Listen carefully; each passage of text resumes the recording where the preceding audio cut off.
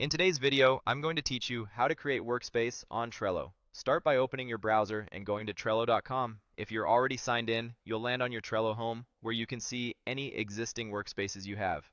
In this example, there are only 2 workspaces, so let's add a new one to keep things organized. Head up to your Profile or Account menu and click on Account. From there, look for the option to create workspace and click it. This opens a simple setup flow. For the workspace name, type in Tasks. Keep names short and clear so teammates instantly know what the space is for. Next, you'll see a field labeled Choose for a category. Click on Choose and then select Operations. Categories help Trello tailor recommendations and can make it easier to identify the purpose of the workspace later. Below that, there's a description area. Type in a concise description that explains how this workspace will be used, such as what kinds of projects or boards will live here. A good description sets expectations for collaborators. When that looks good, click Continue. You'll now be prompted to invite people. Type in an email to invite if you already know who should join. If it's more convenient, you can also click Invite with Link to generate a shareable invite link that you can send through your preferred channel.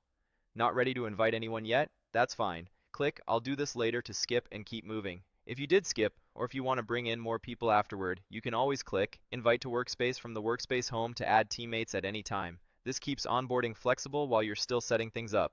Return to Trello Home, and you should now see the new workspace called Tasks. Click on Tasks to open it. From here, go into Settings. This is where you'll control the workspace's visibility and other options.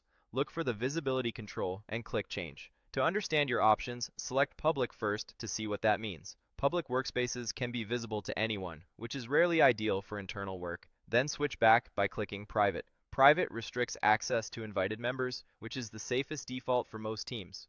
When you're done reviewing, click the X to close the visibility menu.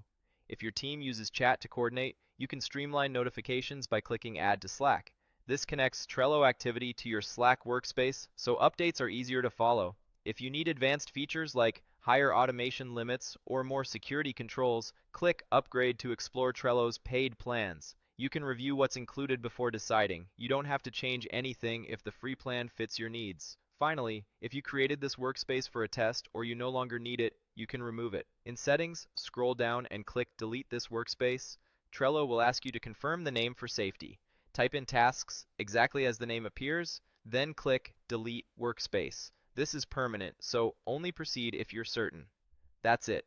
You've seen how to go to Trello, create a new workspace named Tasks, choose the operations category, add a helpful description, continue through the flow, invite teammates by email or link, revisit invitations later, open the workspace, adjust visibility from public to private, close out settings, connect Slack if you use it, review upgrade options, and, if necessary, delete the workspace by confirming the name and completing the deletion.